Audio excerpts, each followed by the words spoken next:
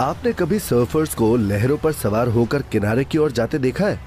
ये अनुभव करने के लिए बिल्कुल रोमांचक और शानदार खेल है। जब आप समुद्र को देखते हैं और उन विशाल तरंगों को देखते हैं, तो आप सोच सकते हैं कि समुद्र कितना विशाल है।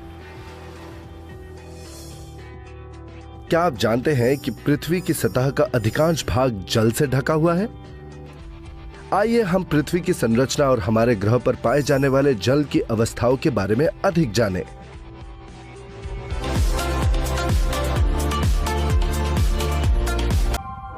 हम जिस भूमि पर रहते हैं वो पृथ्वी की सतह का लगभग 29% भाग है, जबकि शेष 71% पर जल है।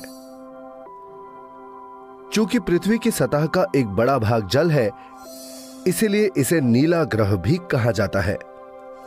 हमारे ग्रह पर पानी 3 अवस्थाओं में विद्यमान है: तरल, ठोस और गैस। पृथ्वी पर एक ही समय में सभी प्रकार के जल का अस्तित्व ही जल मंडल के रूप में जाना जाता है। महासागरों में पृथ्वी पर उपलब्ध पानी का 97% से अधिक भाग है, जो जल मंडल का अधिकांश भाग बनाता है। क्या हम समुद्र का पानी पी सकते हैं? नहीं, है ना? महासागरों का पानी खारा है और इसका उपयोग पीने के लिए नहीं किया जाना चाहिए। अब इसमें से हमारे पास लगभग 3% ताजा पानी या मीठा पानी ही बचता है।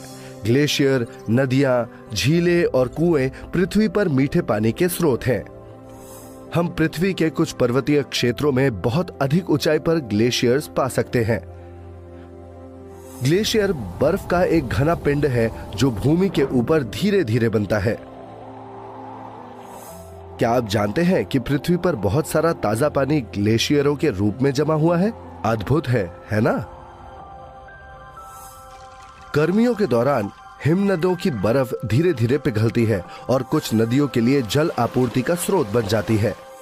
इस प्रकार हिमनद अर्थात ग्लेशियर लोगों और वन्य जीवों को जीवन के लिए जल प्रदान करते हैं। नदियां अधिकतर पहाड़ों की चोटियों से निकलती हैं और धीरे धीरे नीचे मैदानी इलाकों में बहती हैं, जिससे विभिन्न प्रयोजनों के लिए बहुमूल्य ताजा पानी उपलब्ध होता है। इसी कारण से मनुष्यों ने लगातार नदियों के किनारे बस्तियां बनाई हैं। नदियों के अलावा झीलें भी मीठे पानी का स्रोत होती हैं। झील पानी का एक भंडार है जो भूमि से घिरी हुई होती है। झीलें आकार में भिन्न होती हैं, कुछ छोटे आकार की होती है और उन्हें अक्सर तालाब कहा जाता है।